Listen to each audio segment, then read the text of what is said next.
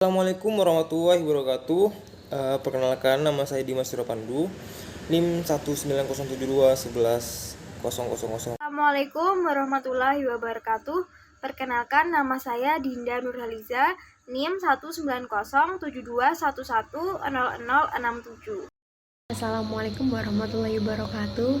Saya Putri Nur Aini, NIM 1907211000137. Saya Anti Rahmatika, NIM 1907211000185. Baik, di sini saya akan menjelaskan tentang pengertian komunikasi pemasaran terintegrasi. Di sini ada 4 sumber. Yang pertama, komunikasi pemasaran terintegrasi adalah usaha mengintegrasikan dan mengkoordinasikan semua pesan tentang produk maupun organisasi atau perusahaan untuk disalurkan kepada berbagai saluran komunikasi, agar pesan yang disampaikan kepada target pasar jelas, konsisten, dan menarik. Selanjutnya, marketing communication merupakan bentuk komunikasi yang bertujuan untuk memperkuat strategi pemasaran guna meraih segmen pasar yang lebih luas.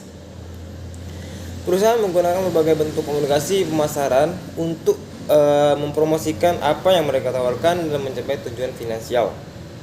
Kegiatan pemasaran yang melibatkan aktivitas komunikasi meliputi iklan, tenaga penjualan, papan nama toko, display di tempat pembelian, kemasan produk, dan alat-alat komunikasi lainnya.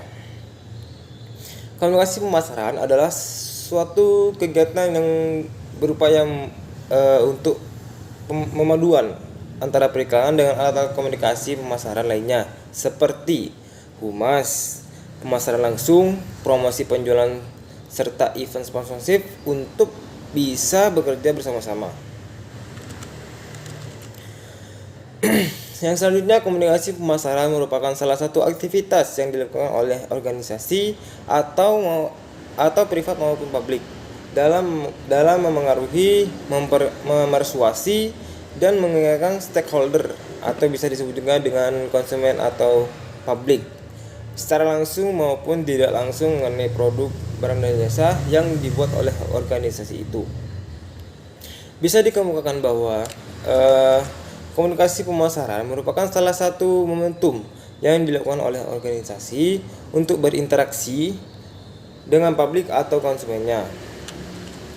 Tentu definisi ini memang sangat sederhana, namun paling tidak kita bisa mengerti alur pola pikir dan paham bahwa komunikasi pemasaran adalah kegiatan yang sangat penting dilakukan oleh organisasi atau perusahaan dalam menjalin komunikasi dengan konsumen ataupun masyarakat secara luas. Terima kasih. Baik, di sini saya akan menjelaskan mengenai model proses komunikasi. Sebelum saya menjelaskan mengenai proses komunikasi, saya akan menjelaskan mengenai pengertian dari proses komunikasi pemasaran terlebih dahulu. Nah, marketing communication menurut Kotler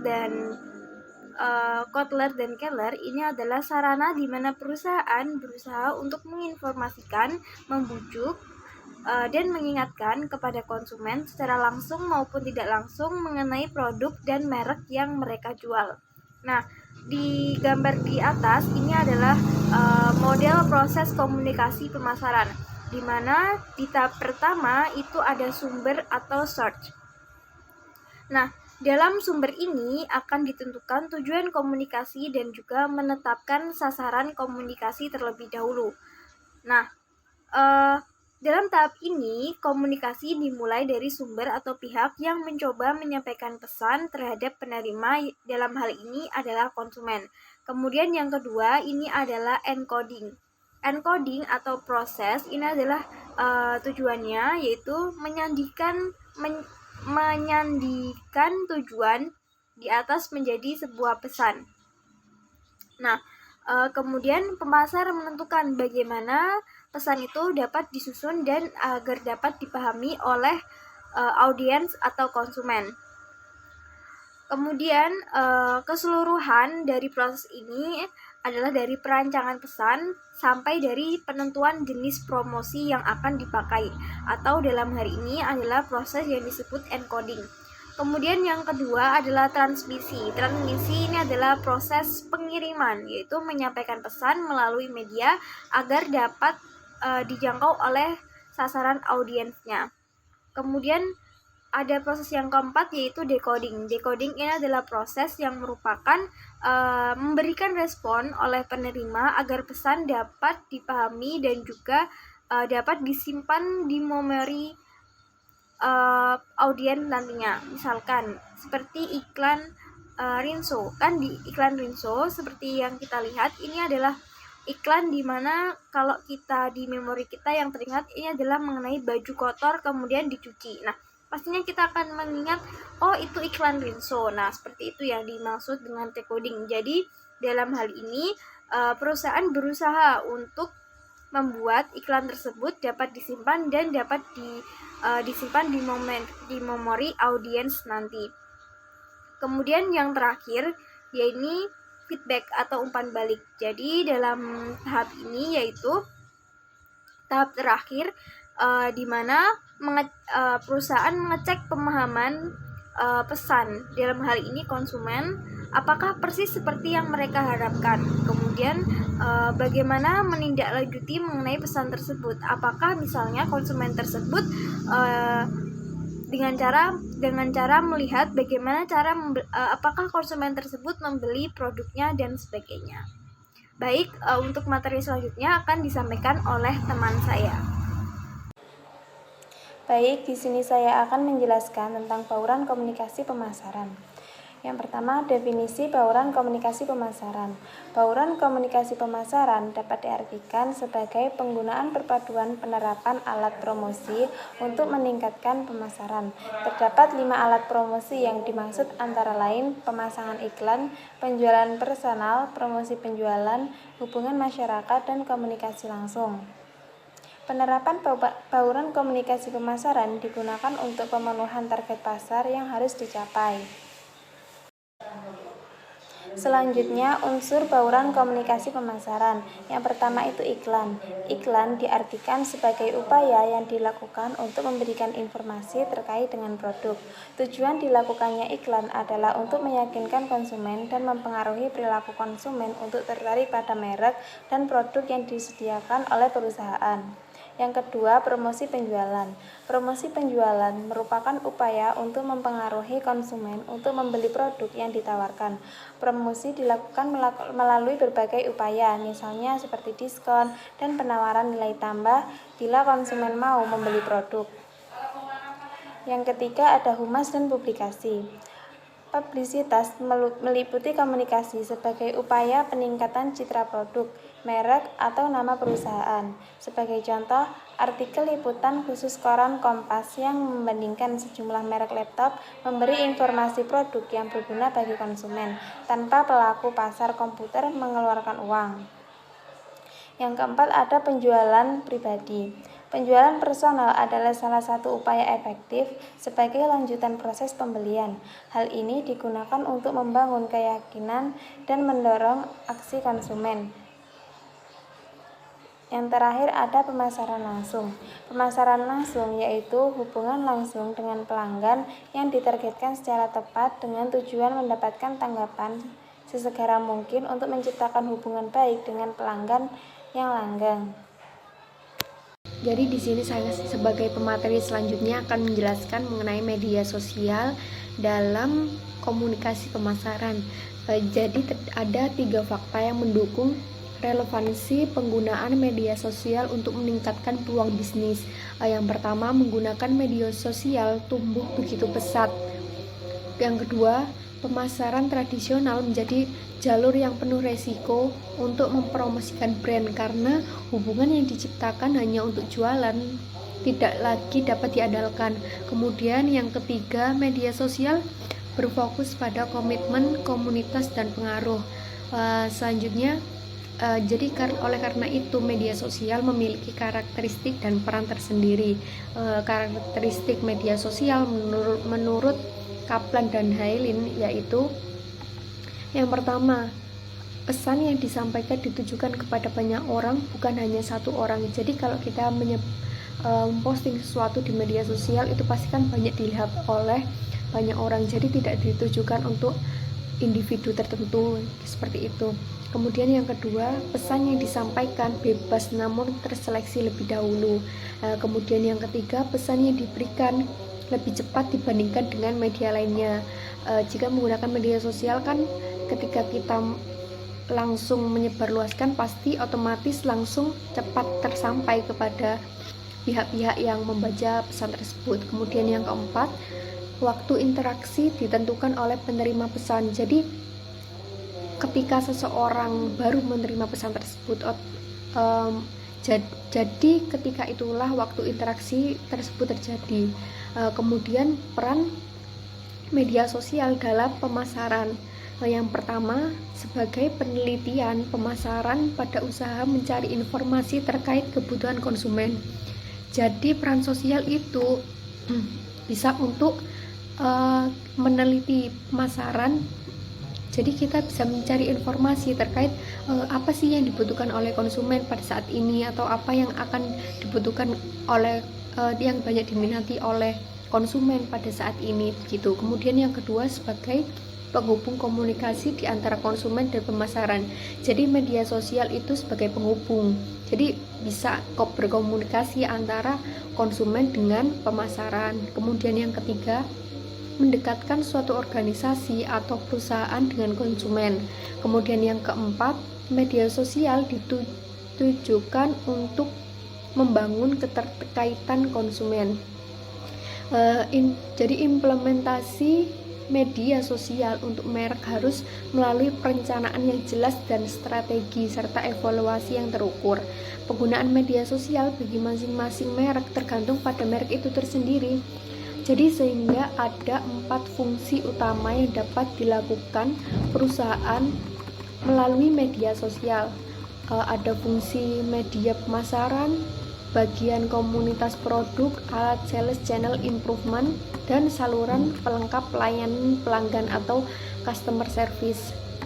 Jadi saya yang pertama akan menjelaskan mengenai media pemasaran. Penggunaan media sosial dapat dilakukan saat harus melakukan penghematan anggaran pemasaran dengan menciptakan media tersendiri seperti fanpage di Facebook. Jadi potensi jangkauan yang dapat melebihi media cetak konvensional manapun. Jadi kekuatan media sosial sebagai media pemasaran tidak diragukan lagi karena efek dari viral yang dapat menyebar dengan sangat cepat. Jadi kalau banyak masyarakat yang viral itu kan pasti dapat sampai dengan cepat dan banyak dilihat oleh publik. Yang kedua, bagian komunitas produk. Hampir semua perusahaan yang memanfaatkan media sosial di Indonesia menjadikan sebagai sebuah komunitas produk, berusaha menjadi akrab dengan konsumen dengan tetap menyadari bahwa media sosial bersifat horizontal. Jadi potensi produsen dengan konsumen itu setara. Media sosial menjadi media virtual, tempat berkumpul, berinteraksi, saling menyapa dan saling berbagi. Kesamaan ketertarikan menjadikan media sosial sebagai rumah bagi sekumpulan orang yang disebut dengan komunitas. Jadi banyak komunitas yang saling berkumpul untuk membahas sesuatu atau saling berinteraksi dan menyapa satu sama lain itu di media sosial tersebut. Kemudian yang ketiga, alat sales channel improvement. Contohnya itu begini, sukses di Indonesia yang menarik adalah keripik Maici. Dengan memanfaatkan media sosial sebagai media pemasarnya, perusahaan tersebut mampu meraih omset yang sangat besar. Pada dasarnya yang diterapkan adalah media sosial sebagai platform amplifikator pesan pemasaran, bukan sebagai direct sales channel. Kemudian yang keempat, saluran pelengkap layanan pelanggan atau customer service atau customer care. Jadi media sosial memiliki keunggulan yang sangat membantu brand untuk memaksimalkan fungsi layanan kepada pelanggan. Twitter memiliki fitur keyboard searchable, sehingga dengan perangkat sederhana perusahaan dapat proaktif mencari permasalahan dan keluhan pelanggan, kemudian melakukan pendekatan kepada konsumen melalui akun Twitternya, sementara Facebook dilengkapi dengan embed application untuk layanan pelanggan. Paratur merupakan salah satu aplikasi customer care paling populer yang terintegrasi dengan Facebook. Terima kasih.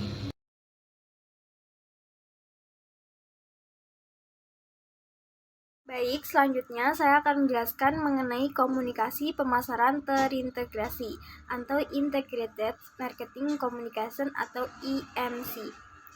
Nah, IMC ini menurut Tannenbaum, Schultz, dan Letterbound ini adalah perencanaan yang berusaha mengkoordinasikan, mengkonsolidasikan, dan menyatukan semua pesan atau program dan sarana komunikasi yang mempengaruhi pelanggan dan calon pelanggan, merek, pemanufakturan, atau organisasi jasa. Nah, saya mempunyai 8 langkah pengembangan dalam proses komunikasi yang efektif melalui IMC ini. Yang pertama yaitu mengidentifikasikan khalayak yang dituju, kemudian menentukan tujuan komunikasi tersebut, kemudian merancang pesan, kemudian memilih saluran komunikasi, kemudian menentukan total anggaran komunikasi, kemudian membuat keputusan atau bauran komunikasi, kemudian mengukur hasil promosi tersebut, dan yang terakhir yaitu mengelola dan mengkoordinasikan proses IMC. Kemudian menurut Agus Hermawan, ini model komunikasi pemasaran terintegrasi ini mempunyai beberapa elemen. Elemen yang pertama yaitu periklanan. Periklanan ini merupakan sebuah sarana perusahaan, yaitu memasarkan produknya melalui iklan atau dengan mengunggah perhatian calon konsumen terhadap produknya yang ditawarkan oleh perusahaan melalui sebuah iklan. Kemudian penjualan personal, ini adalah merupakan penjualan secara langsung atau tatap muka antara calon pembeli dan juga tenaga penjualan. Kemudian yang ketiga ada promosi penjualan. Ini merupakan suatu aktivitas pemasaran yang dimana dalam hal ini mengusulkan nilai tambah dari suatu produk dan juga mendapatkan lebih dari sekedar yang ada di dalam nilai produk itu sendiri dengan jangka waktu tertentu dan dalam rangka mendorong untuk upaya yang dilakukan dengan tenaga penjualan atau sales force. Kemudian hubungan masyarakat ini merupakan upaya komunikasi secara menyeluruh dari suatu perusahaan untuk mempengaruhi persepsi, opini, keyakinan, sikap, dan berbagai kelompok terhadap perusahaan tersebut. Kemudian pemasaran secara langsung atau direct marketing ini merupakan pendekatan pemasaran yang bersifat bebas dalam menggunakan saluran distribusi dan atau komunikasi pemasaran yang memungkinkan perusahaan memiliki strategi tersendiri dalam berhubungan dengan konsumen. Kemudian pemasaran via internet ini merupakan suatu upaya perusahaan untuk melakukan pemasaran melalui jasa atau produk melalui internet. Nah, itu dia presentasi dari kelompok 8. Semoga dapat dipahami dan semoga bermanfaat. Wassalamualaikum warahmatullahi wabarakatuh.